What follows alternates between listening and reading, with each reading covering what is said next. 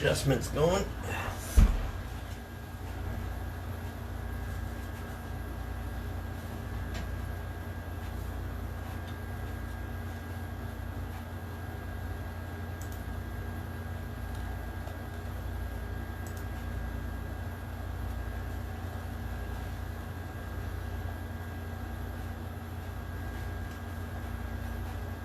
Some viewers.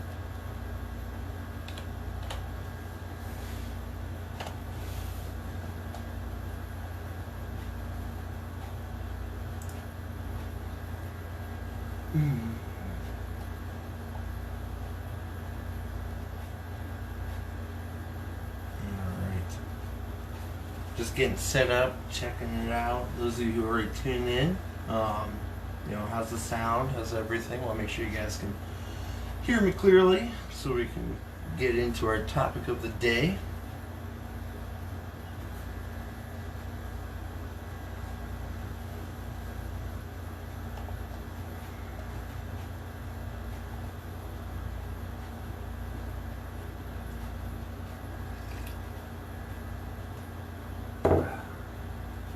Getting into it here in a minute or two. Another exciting board game introduction.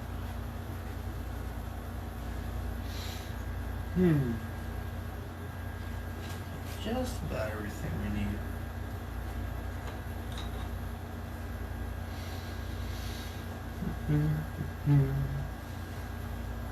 Alright, it's about 4 o'clock. We got a couple of viewers. Then we're going to get into it. Hope everyone can hear me all right. Welcome to another exciting introduction to a classic old board game. When I say classic and old, I genuinely mean it. For today's online camp classroom, all right, we're going to be getting into the Game of Senet. Senet is a classic old, it's an old game that dates back to ancient Egypt. We want to get as precise as we can. We're talking something that dates back to somewhere between 3300 and 2700 BCE. All right, that's pretty darn old.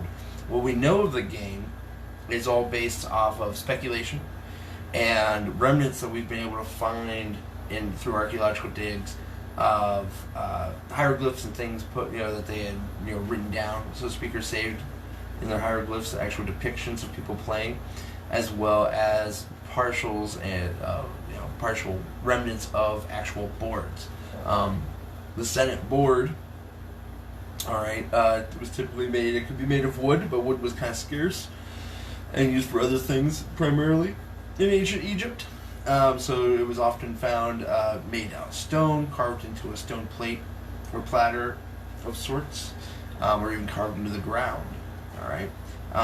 As they were, some of the wooden depictions were found similar to the Game of Those of you who watched the Game of video we did a while back, you can always go back and rewatch that video as well as any of our videos on our YouTube channel or on our website. So similar to the Game of it's a pretty straightforward quasi-racing game that's gridded out. It's very similar to chess. Where we have some basic pieces and forms that were used. Now, typically back in the day, like I said, the board could have been made of wood or stone. It had some of them, the fancier ones, were covered in really nice hieroglyphs on the sides and top pieces. And if you were really fancy, you had a little drawer for storing away your dice or knuckles, or split twigs, and your pieces.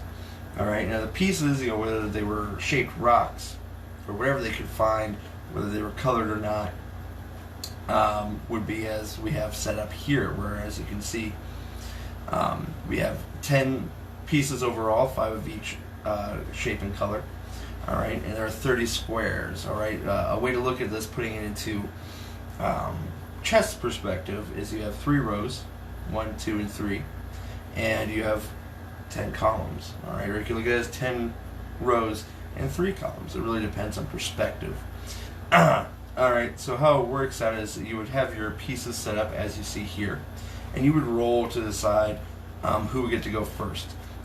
Player 1 would typically set up their pieces in the first, third, and so on. And then player 2 would set up their pieces in the second, fourth, and so on. All right, and everyone starts in this first row.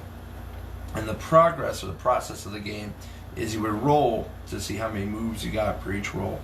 And you would progress from the starting line or starting row in the serpentine to come back all the way around to this final square. And this final square is where you would make your final advance off. And the idea is you want to get all your pieces through the board to this final square before the other person, before the other player. All right, so let's talk about rules. Now, one of the most interesting things is it was common, because we're talking ancient Egypt, ancient days, the ancient era. In the game of we had the knuckles, which were those pyramid-shaped die with the 2 white corners and 2 black corners that you would roll, similar to our modern die that we use, 6-sided die. Okay, a common ancient era way to roll your die was with something called split twigs. All right. Now these are our modern representation of split twigs, which is just some wood that's been, it's rounded on one side and painted black, and then flat on the other side and left open and natural. All right, and so split twigs would be, you'd have a stick that you would split down the middle, and if you tossed them to roll them, and you had the natural grain side or the flat side facing up, that counted as 1 in the roll. So how that would work, I'll push this guy to the side, and it's going to be a little loud, so bear with me. Maybe do I have something I can sit down to calm the noise a bit? I do. All right.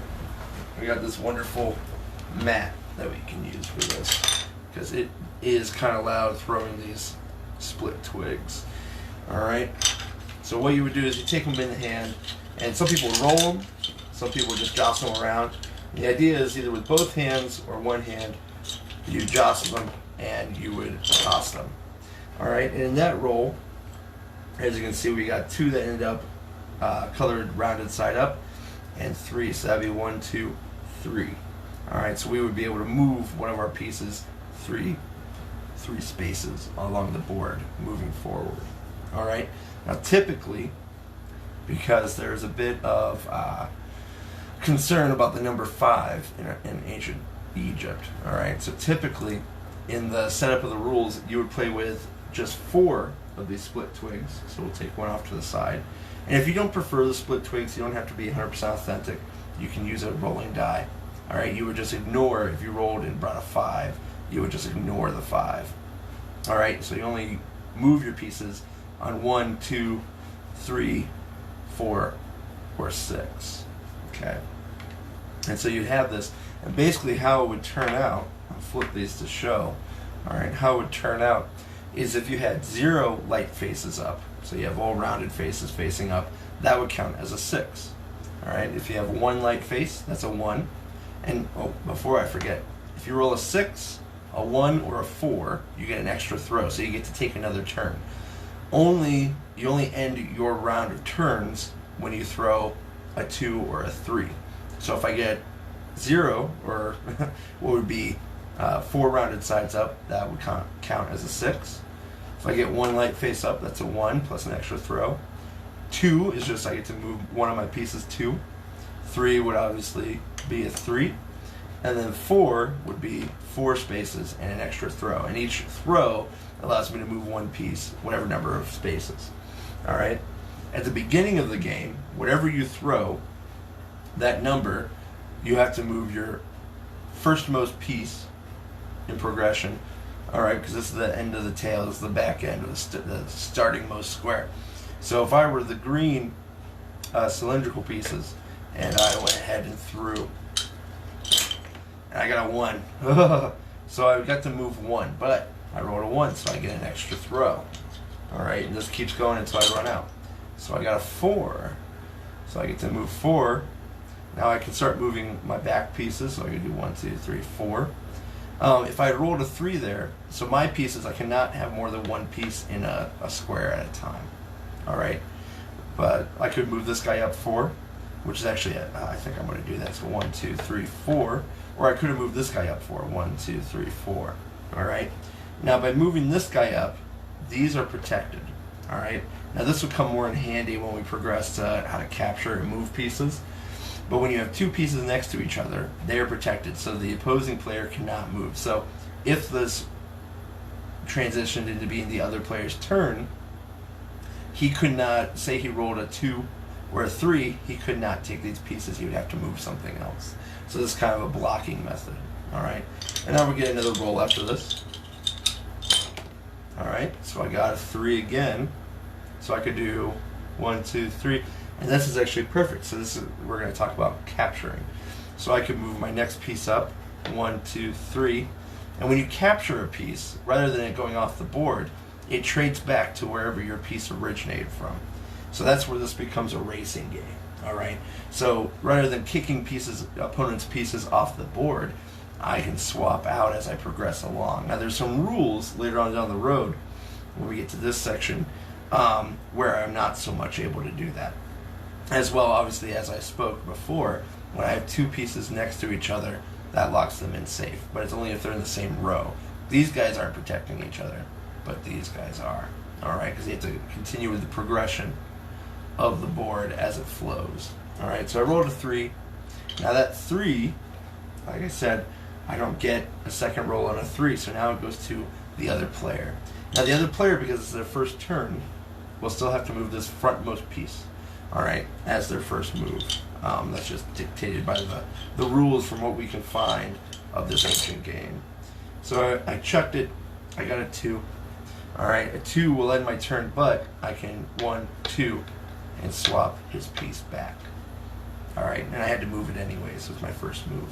And it switches back and forth as that. I'm going to switch, as much as I love the authenticity of split twigs.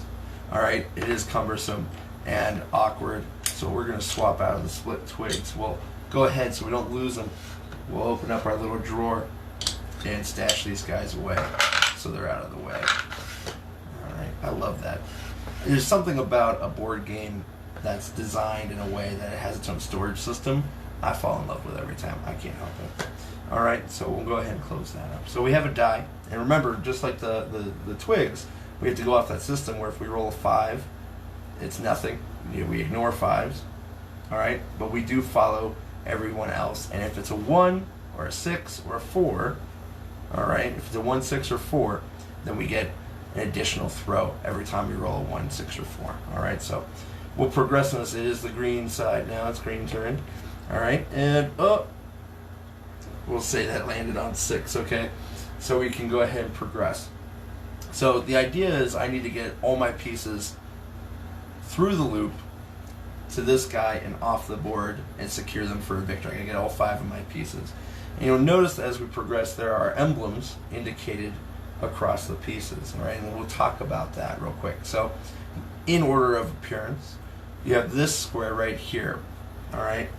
And this is at the 15th square, all right? Because you gotta imagine 1 through 10, 11 to 20, 21 to 30, and off, all right? So at square 15, all right, we have what's called the House of Rebirth, all right?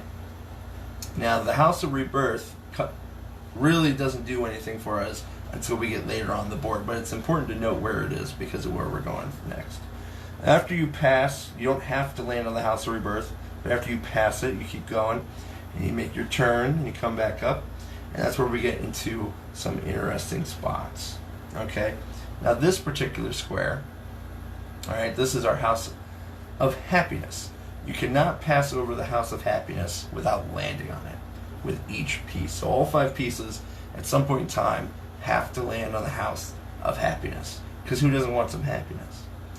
After the House of Happiness, so you land on it, then you can roll your die, roll your split twigs, and progress onward towards the end. After that, we have the river. All right, you have these squiggly 3 lines. It's the river. If you land in the river, that piece has to go back to the House of Rebirth. If there's a piece already in the House of Rebirth, that piece has to go to the furthest back available square in the initial row. Alright, so you have the House of Rebirth, the House of Peace, or Happiness. You have the river, don't land in the river if you can help it. And then you have the 3, the 2, and the 1. Now these particular squares you cannot get bumped out of. But if you land in one of these squares, say you land in this guy, the 3 birds, if you land on this guy, you have to roll a 3 or more to continue off the board and, progress. Alright, if you roll less than a 3, you can't move. Alright, you have to roll a 3 in order to progress. On this guy, you have to roll a 2 in order to progress. Alright, and on this guy, you have to roll a 1 in order to progress. Alright, now remember, 2 and 3, if you roll those, that's your only move. And then your turn is done. But if you roll a 1 with this guy, after you roll that 1, you get another move. You get another extra throw added to your turn. So we're going to progress a bit and talk about it and show you just how this all goes. So we're on white. Oh, I am really bad with die today. Holy trombone. Can't always be perfect. Ain't that the truth? Alright, so we're going to roll our die. We got a 6 for white. Alright, so now I can move any piece because we're past the first turn or series of rolls. Alright, so as long as there's an open space or a space to take that I can bump, I can move 6. And remember, 6, I get an extra throw on. Alright, so 1, 2, 3, 4, 5, 6. We might as well try to create advantage. Now, you want to push your pieces and get going, and you want to move all of them. You can't just one at a time work it out, and I'll tell you why. Strategically, if you play that way, in order to start taking pieces off the board and progressing off and getting towards a victory, you have to have all of your pieces at least in the second row and beyond. If you have any pieces back here, none of your pieces can exit or continue to exit. Alright, so we did our 6. We get to roll again because we rolled a 6. And we got it. Okay, we might have a loaded die here. We'll see. So I got another 6. Alright, so I can't have 2 pieces, so I have to count and double check all my movements. But something I like to do when playing this game, it's fun, it's mischievous, it's what I do. 1, 2, 3, 4, 5, 6. Alright, so these 2 pieces could move up and bump. Alright, so let's do 1, 2, 3, 4, 5, 6. We'll bump. Oh, but wait, Tony. Those pieces are safe. Remember, if the pieces are right next to each other, you can't bump them. So these guys are safe from bump. These guys are safe from bump. So I have to move something else. Alright, so we might as well. 1, 2, 3, 4, 5, 6. Alright, puts us in a spot where, what are the chances they roll a 1 and bump us? But if they do, it creates an opportunity. Alright, but we rolled a 6, so we get another roll. We got a 3, so this will end our turn. Whatever we move. 1, 2, 3, can't do it because of security. 1, 2, 3, can't do it because I got a piece. 1, 2, 3, I can do that. 1, 2, 3, and those 2 are safe. But remember, just because they're next to each other like this does not indicate that it's safe. So we're on the green turn. Alright, let's progress. We got a 1. Alright, they do get an extra throw out of this, but remember, he's not safe. And we get an extra throw, so we might as well. Alright. Whoop, we got another 1. Okay, well, he's not next to anyone safe, so we might as well. Keeping those guys safe. We never know where we're going to roll on that extra roll. We got a 6. Alright. 1, 2, 3, 4, 5, 6. That's a sketchy spot. But we need to progress. We need to get our pieces into this middle row. So 1, 2, 3, 4, 5, 6. We get another throw anyways. Might as well. We got a 1. Alright, so continue to build our advantages. Alright. And we got a 3. So this will end our turn. Alright, so what do we want to do? Well, 1, 2, 3. Might as well. So these guys are all secure. This guy, anything could happen back here. Alright, and that's kind of the general progression of the game. And see how quickly, even though we start off in that very regimented setup, and we're going off screen a little bit. Sorry about that, guys. Alright, we have that very regimented alternating setup. It very quickly progresses and starts going into a flow where you have a setup, a set series. Okay. So we'll roll again. We'll see where we end up. We got a 1. We'll get a reroll out of this. Can't take them. We can move up. We can move up, so we might as well take them. Alright, get the reroll. 2. This will be the end of the turn, but it is what it is what it is. Now, here's where it's interesting. 1, 2, can't do it. 1, 2, can't do it. 1, 2, maybe. That's the only move we can make. So if you only have one option in this game, if there's only one move you can make, you have to make that move. If there's no possible move, you're stuck. Alright, so we're forced where we have to make that move, which is not a terrible move. Now we got some security. Because we're on an end piece, this guy, all 3 of these guys are safe, because they're in a row technically. Because you gotta imagine this all straightened out. Alright, green's up. Oh, 1. Okay, we got the 1. Might as well. This is just going to be this endless battle back here, possibly. And that happens sometimes. Oh, we got the 1. Alright, well, might as well move that up. Solid. No one's getting caught out of there. And that's a nice blocker for them. And we got a 6. Alright, so, what's the safest bet? 1, 2, 3, 4, 5, 6. Keep going, green. We got a 5. Alright, what do we say about 5? 5s are ignored. So in the event that you're playing with a die and you do roll a 5, this is one of the big differences between playing with a die as opposed to our split twigs. Split twigs, you can't roll a 5 because it's just not in the system. With a 6-sided die, you can. So when you roll a die, it means you lose the turn. You lose the extra throw. You're out of luck. Alright? So now it reverts to white. And that actually puts us in a sketchy situation because these guys are not protected at all because they're not next to anyone. So let's see what we got to do here. Luckily, white got a 5. And you would progress and continue until you got later on into the game. Alright? It's a pretty fun game. Like most of the games that I display and that we show on the channel, or on these online camp classrooms, this game, there are various sets of rules that you can get into. It's styles of play. There's a lot of theory behind it based off the chance and the strategy and how you like to move. Some people like to be a little more protected. Some people like to be a little more loosey-goosey. It really depends on you. So for randomness, because we are already 20 minutes into this exciting adventure with each other, already. All right, I'm gonna move some things to set up a later in the game situation, so that we can explore it, so we can look at it and talk a little more about the rules involving these guys. So what we'll do, we'll say someone got pumped way back. The game's not going in white's favor at this moment. Okay, so let's say we're picking back up. It's green's turn to roll. White just got a bump back majorly. Okay, they must have had 2 pieces land in the river, because remember, if you land in the river, that initial piece, as long as it's open, goes to the House of Rebirth, square 15, and if there's already a piece there, that next piece gets stuck going back to the beginning, whatever the most beginning square is. Right now with this setup, white would not be able to move any pieces off the board because they have a piece back here in the first row, but green, as long as they continue to progress, will be able to start moving pieces off the board because all their pieces are past the first row. Okay, so let's say it's green's move. We roll. We got a 4. All right, now 4 gives you an extra throw. So remember, 6, 1, and 4 are extra throws. 2 and 3, nothing, no extra throw, but you at least get to move. And 5s, you lose your turn.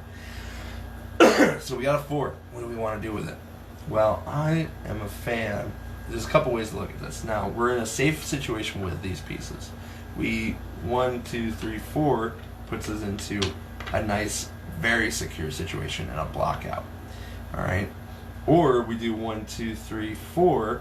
We get a piece over here, the Temple of Happiness. So they're on the road to finishing the game. Plus, you have to stop each piece here anyways, right? Every single piece has to stop here at least once in their process. So let's go ahead and put that guy there. And mind you, white can't progress here. Not that they can't exit yet because of this guy over here, but it puts you in a good tactical situation. And you rolled a 4, so let's get that extra throw in. We got a 6. Alright, so I have a couple options here. I could take the 6 and get a piece off the board. Alright, 1, 2, I can't because I have to. Alright, so what we could do is start staging pieces up. 1, 2, 3, 4, 5, 6. Not so much. 1, 2, 3, 4, 5, 6. We create a block. 1, 2, 3, 4, 5, 6. Can't do it. So, our best move is to either secure a piece off the board or to get a piece staged up and secured. I like that idea. No, we can't do that. That's what we had to do. Ooh, got ahead of myself. Alright, now it's white's move. Or no, it's still green's, but we rolled a 3, so it's going to be the end. So white's going to be moving here soon. So we can roll a 3. Now we could progress 1, 2, 3, and then we just got to roll a magic 2 to get him off. But we can't really move anyone else, because if we move this guy, 1, 2, 3, we're in the river. This guy, there's a piece there already. Piece there already. Piece there already. So we have to. It's our mandatory. Because remember, you have to make a move. Unless you absolutely can't, then you just lose your turn. So 1, 2, 3. So he's on the 2 dancers. So I have to roll a 2 to get him off the board now. That's the end of my turn with 3. Let's see what white does. White rolled a 5. It's not white's day. Alright, rolling that 5, we lose the turn. And this game progresses back and forth, constant progression. It's a race, it's a battle. We're trying to get over pieces secured, similar to the game of where you're trying to get all your pieces processed through. It's a little more straightforward than in a couple respects. But overall, just a really fun game. Now, some people tie this game as a fun game, but also a representation of the process, the drive in ancient Egyptian culture to the afterlife at the end. Whatever you look at it as, I get a big kick out of it. Alright, so we'll keep progressing this for a couple moves, see if we can get a piece off the board. White just lost their turn, so it's back to green. We got a 3. Can't move him because I need a 2 to move him. Can't do those guys. So the move I have to make, and this is painful. 1, 2, 3, we're on the river. This location is already occupied. That's occupied, which is actually a benefit, so this piece goes all the way back. So now both are stuck. We gotta make some moves. Alright, we got a 5 for white. White is not, that's not cool, man. Okay, we got a 1 for green, which is, we got a reroll out of that, or another roll, so we might as well push. But look what I did there. So tactically, this is another thing you have to think about with this game. By bumping that piece out and taking that square, I've created, these guys are protecting each other, so I can't bump them anymore. I can knock them over, apparently. Alright, so white's move, or we get a reroll for green. We get 1 and a reroll, so we might as well start progressing this guy up. And we get a 3. 1, 2, 3. We might as well secure. Because now those guys are protecting each other, and it's clogging up this area, which can help slow down white's progression if they do catch up. Alright, we got a 2 for white, which will end our turn, but 1, 2. We bumped that guy. Alright. Green's turn. We got a 5, which is a null. Got nothing there. White again. Null. This is the other thing I don't like about the die. I almost feel I'd have to run the numbers on it. Maybe if we got some math wizards there. I wonder how more often or more common it is to roll a 5 or lose your turn on a die compared to using your split twigs. Alright. Something to look into, make a comment, see what we feel about it. Alright. Back to green. 4. Alright. How we want to move it. And again, you gotta pay attention to your surroundings. Okay, what makes the most sense? Might as well take the 4. Now, 4 is an extra throw. We got a 1. And right now, we're trying to push so that we can get back into a place where we can score. Alright, we got a 3. Can't do that. Might as well. Alright, because you're looking, it's like, I gotta get this guy out of row 1, I gotta move that, I gotta get that guy, I gotta pay attention to that roll. It's a great game that just really keeps you thinking. and it's phenomenal to get into. And this is something that you can make a board at home fairly easily, by just drawing a board, drawing in the emblems, and finding pieces that make sense. You could use chess pieces or checkers pieces for your 10 pieces moving around. It's very easy to replicate and really have some fun with. I'm a board games nerd, so I had to have a proper built board, but you don't always have to do what I do. So with that all being said, over the course of this video, I hope you guys learned about a cool new game. Hope you guys had some fun. Explore it, try it out, see if it's something that you're into and that you like. Once you get, it's one of those games, just like and TOEFL and the other games that I've shown you guys. Once you get into it and start playing it, the competitive nature of it just picks up, and it's hard to stop sometimes. At least that is how it is for me in my case. So that all being said, I've said that already. That all being said, thank you for joining me for today's online camp classroom. Stay tuned and keep an eye on our Facebook page for the rest of the week's roster, and I hope you guys have a wonderful rest of your day. Check us out. You can rewatch these videos on our website as well as on our YouTube channel. So take it easy and make sure you have some fun. All right, bye.